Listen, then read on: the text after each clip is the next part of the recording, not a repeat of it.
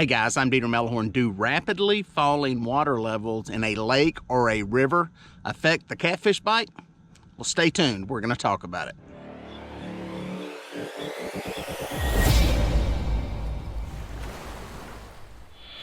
Now for the official National Weather Service forecast. A slight chance of showers and thunderstorms this morning. Then showers and thunderstorms likely this afternoon. All right, guys, you heard that forecast. We got some rain coming at some point today. It is cloudy, and it looks like it would pour at any time, but the radar looks good. I was up before daylight this morning, took a look at the radar laying in bed.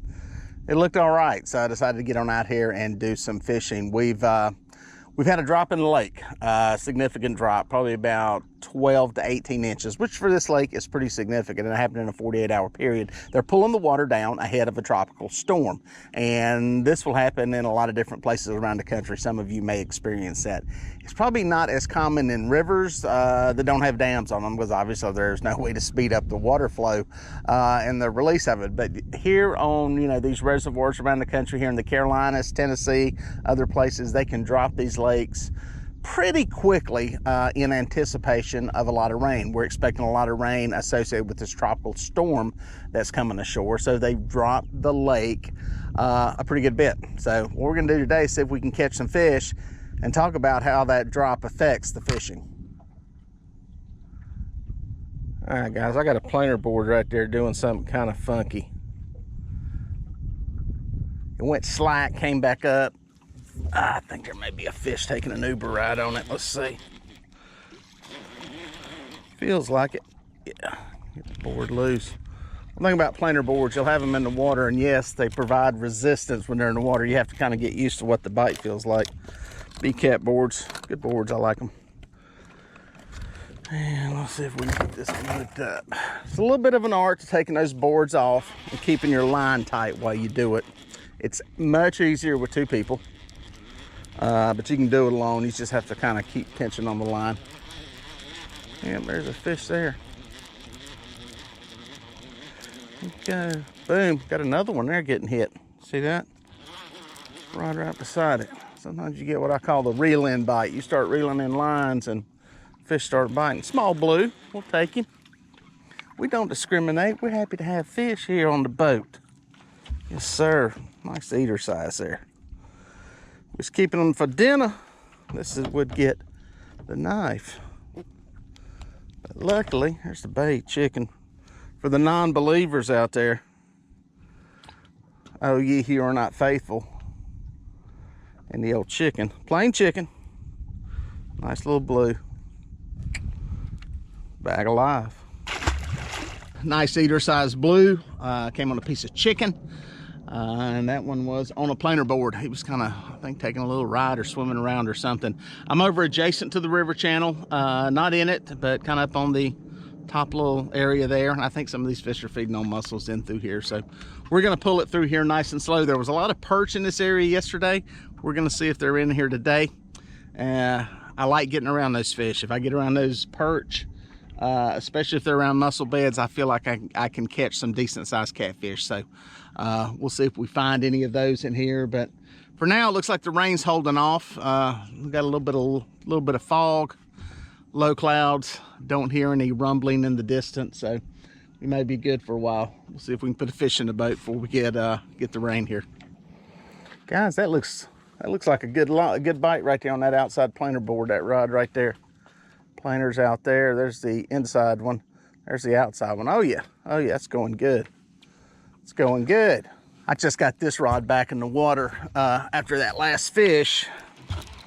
I came and checked my baits on the chicken. One thing about using chicken, guys, it does pull off. It's about like using chicken livers. If they get hit, you need to check your bait because they will pull it off. Unless you get some chunks. I think the thigh meat's a little bit tougher. Stays on maybe a little bit better. But if you're using chicken breast, depending, you got to be careful how you cut it too. And I always just check mine every now and then because there's nothing worse than getting out here dragging for 30-40 minutes, not getting the bite, and then you check your lines and you're like, I ain't got nothing out. I ain't got no bait. Fishing on credit. Get that loose, boom. On there, nice and tight. Boom. Hooked up. Some decent fish. We got a PC Fun reel on here. I've got a link to these on my website. If you're ever interested in getting some, go to DieterMelhornFishing.com. Go to the gear section. All the stuff I use is in the gear section. And an ugly stick. Trying some ugly sticks out. I'll tell you more about that in a second. Let's get this one in the boat. Come here, girl.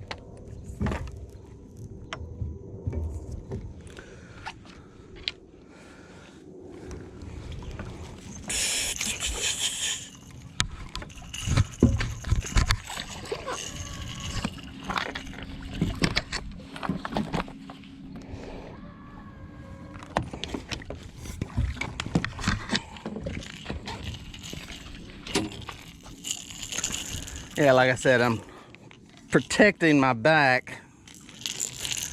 Every now and then I'll get one, I'll go, I can lift it.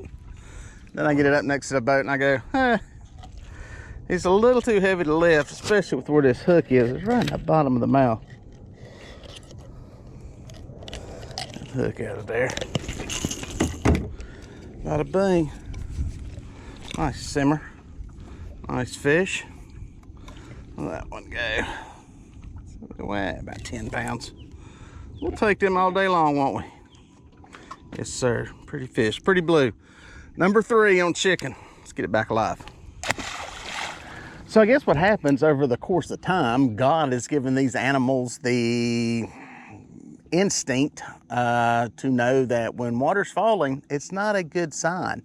You know, in a lot of places, this was an undammed lake, a river, something like that. It would be a clue that something's up.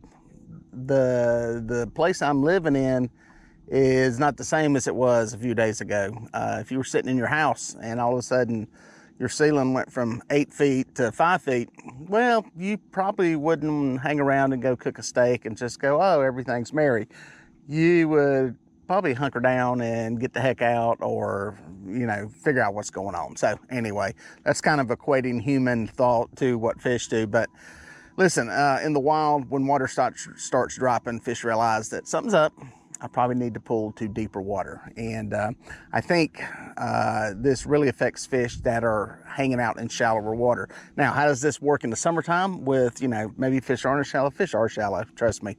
We caught some yesterday on yesterday's trip in 10 feet of water right off the bank. So I think a lot of the impact affects fish that are shallower, pulling out deeper. Now, some of the other fish may go into kind of a little bit of a lockdown mode, waiting to see, pulling out to river channels, pulling out to channel ledges, hanging out in those areas, just waiting to see what's going on, see how much further it's going to go.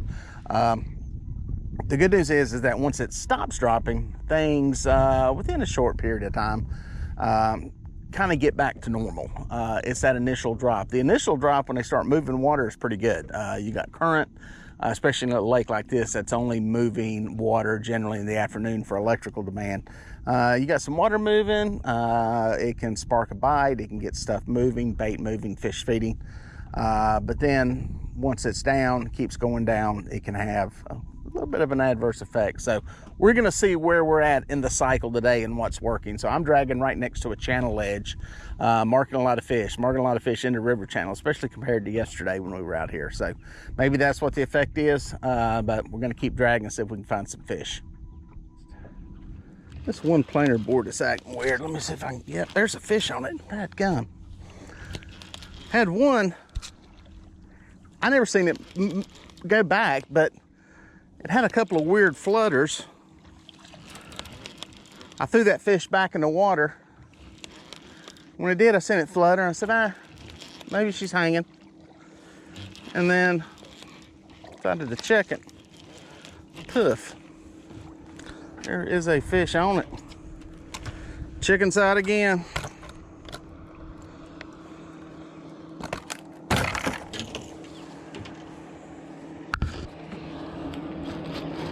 See if we can keep it buttoned up here.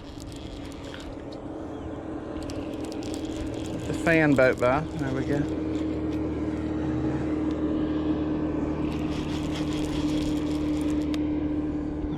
Okay. Looks like a very similar sized fish. We will take it. On the chicken, guys. On the chicken. another one I'm gonna have to crawl down here to lift in. Bugger grit, that's a good one.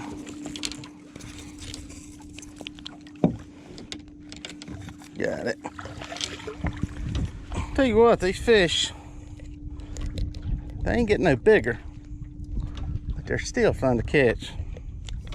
One thing I'm reminded of when I take people on guide trips is that catching fish like this, for a lot of people, they just ain't got fish like this where they're fishing, or they're hard to come by. And the fact that we put 4 of these in the boat in no time here, I mean, it's awesome. Getting back alive. Bang, there's another one, guys. That one came quick after that other one. I just got some baits out, rebaited some stuff, checked some baits. It's like I was saying, when you're fishing with chicken, if you get a hit, give it a few minutes and then check it, because this stuff will get pulled off. It's a little more stringy than some of the cut baits that you're gonna have out there. It'll get pulled off the hook a little bit easier, so I always check them. But yeah, I had a fish hit it, another, you know, decent mid-sized fish, and there's definitely something working. Every one of them on chicken so far, though. The chicken has, and it's plain chicken. People have asked, why aren't you using the Jello? Well, I've done some testing and just seen that my catch rate has been fishing cut bait beside chicken around 70%. The numbers are about the same, maybe even a little higher just using plain chicken. So again, I don't think the Jello makes that big of a difference. Definitely I don't think the color plays a part, and plus it's less sticky. Using the Jello sticky, especially if you use the sweet one. Your rods get sticky, your hands get sticky, you get that sticky stuff all over the place, but it works. If you like using it, it ain't gonna hurt anything to put it on there. It gives you a little extra confidence. If you think maybe the gelatin makes a little bit of a difference in getting bit, put it on there, it ain't gonna hurt it. But I use it plain. Joe Jellison, Chat Cats here on YouTube, great YouTube channel. He uses just plain chicken. I know several guys that fish down on Santee Cooper to use plain chicken. So today it's working. It's produced all the fish so far, and I'm happy with that. Guys, I'm gonna swap out bait on the perch side. I had some perch that were on ice from yesterday that I was using, and I don't know, I'm not getting hit. It does look like that planer board got hit when I started reeling in. There may be a fish on that. Let me check. I'm gonna put on a new piece of bait though. Put me on a new perch head. We'll set this one straight back behind the boat, and then we'll check this inside planer. If there's a fish on there, I'm gonna put new bait on it anyway. There's not a fish on it.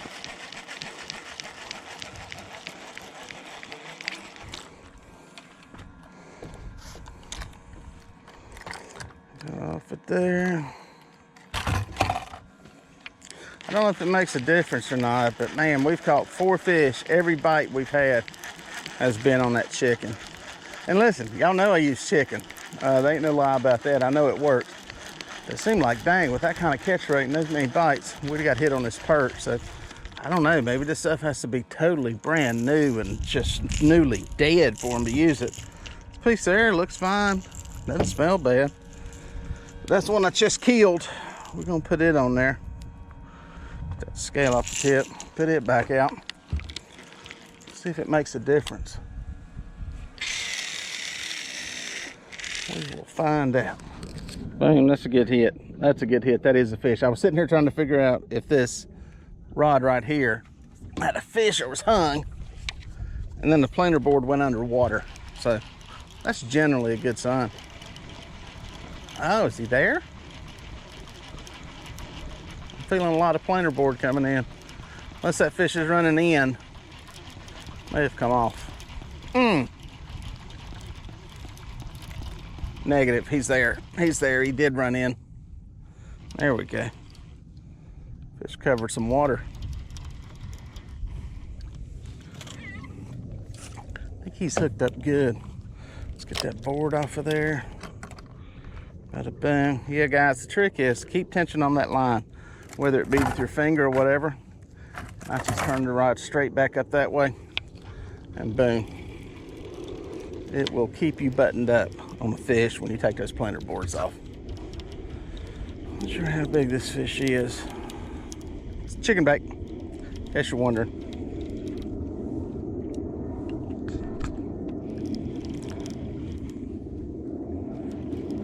Yeah, the rod was kind of, the planer board was back. I was watching it, and all of a sudden, boom, it went underwater. That one was probably swimming close to the river channel. I'm pulling away from the river channel a little bit now.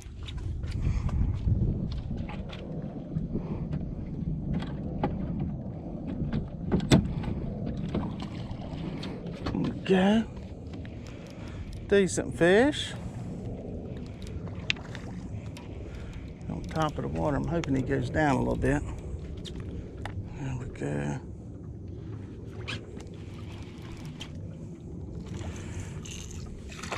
I'm gonna net him.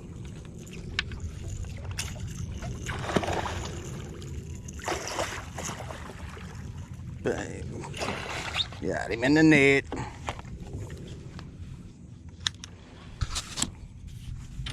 Alright guys, there's that one. Nice fish. Good one. Take that one all day long right there. Good fish. Good fish, guys. That one back alive. Here you go, fella. Alright guys, there's another one. Guess what? It's on chicken. I don't make this stuff up. I hear people sometimes think I'm embellishing this for some reason. I have no reason to. I have nothing to gain or prove by doing it. People on the boat that come with me on guide trips, it's always reaffirmed to them when they see the fish that we catch. And the amount we catch on chicken today, I think that's what, 5, and every one of them's come on chicken. So pretty decent bite this morning. We've been out here for 90 minutes.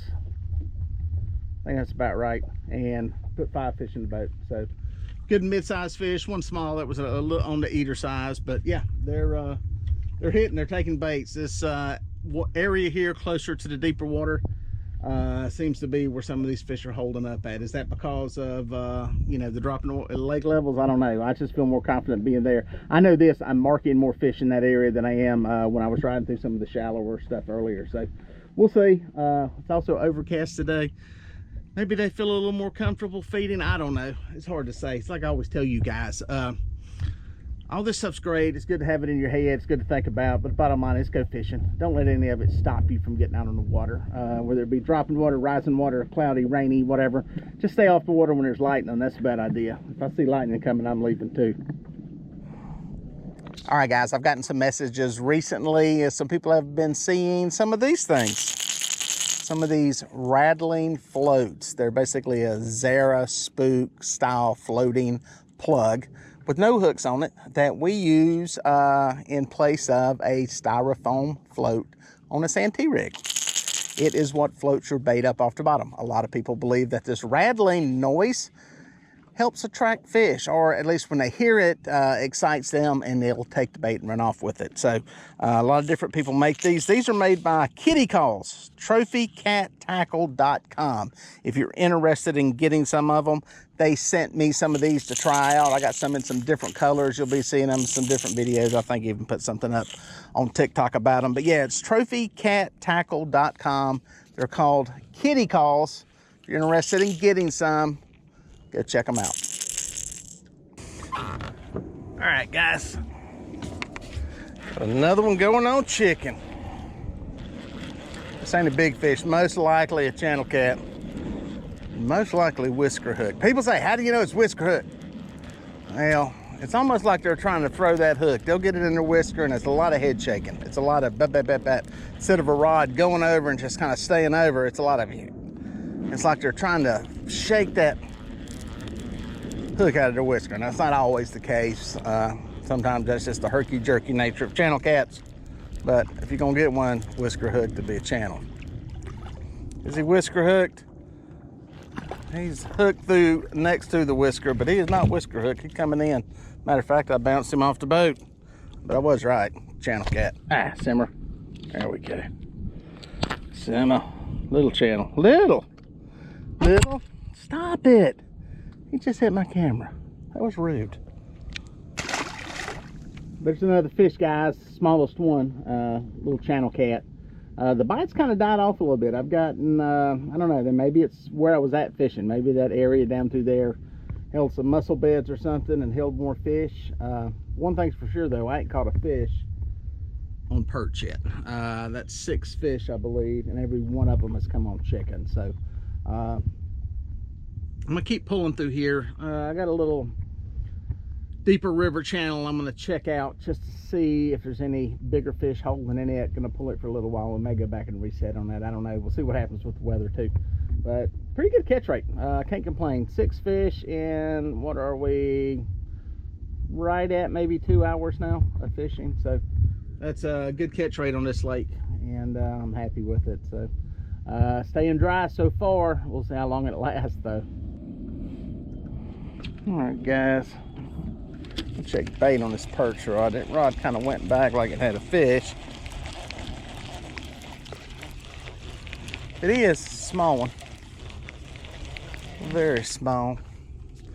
I want to catch one on the perch just to know that they're eating it. Yeah, I think there is a small fish on here.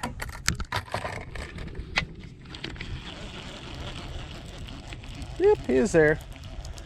Man, barely knew that was even on there. I looked over and seen the board kind of move a little bit and was like, has it got a limb or has it got a fish? Looks like a very small blue or channel. Get her up here and look at her. I'll at least put one on the board for perch. If you're wondering how loud those kitty call rattles are, you just heard it. That's one of them right there. They make some noise. Simmer, simmer, simmer, simmer, simmer. Get you off of there. They're loud. They got a very hard outer shell to them. I made some homemade ones that you had to really put an acrylic outer water sealant on them to get them that hard. And these things they're loud. All right, guys, there's number 7 in the boat. Another small channel cat, but finally one on some perch. 7 fish, 6 on chicken, 1 on perch. Finally got one. Bite is starting to die. Like I said earlier, I don't know if I've gotten away from the fish or if the bite is just dying. It was just an early kind of hit it and go kind of deal. So in the end, I've got a good day of fishing. Good number of fish and pretty good catch rate and nice mid-sized fish. Don't know where the big ones are, but you know, you're not always in the big fish. You're not always in the right place for it. One tip for you guys that are bank fishing when it comes to this falling water, if you're fishing and they're dropping lakes and stuff where you're at, you need to hit your deep water spots. If you're in fishing in a place where you got 3 or 4 feet of water, you may not be in the best spot for fishing. So you bank guys, that's where you need to cash in your deep water access. Any place you've got access to some deeper water, some river channel edges, that kind of stuff, that's going to be your better option when you get this water falling. You guys are in a little tougher spot as always because you've got to you got limited access in most places. And but yeah, if you've got a few different things there in your stable of places to go to the deep water spots and try that. That's kind of what we did today. Hit some stuff closer to some deeper water, and it paid off. So if you guys can do that on the bank, that's probably going to be your best bet when you got falling water. Well, folks, if you made it this far, thank you for watching. Here are a couple more videos that I think you're going to like. I'd watch that one and then that one. No, do that one first and then that one. I don't know. Just watch them both. They're both good.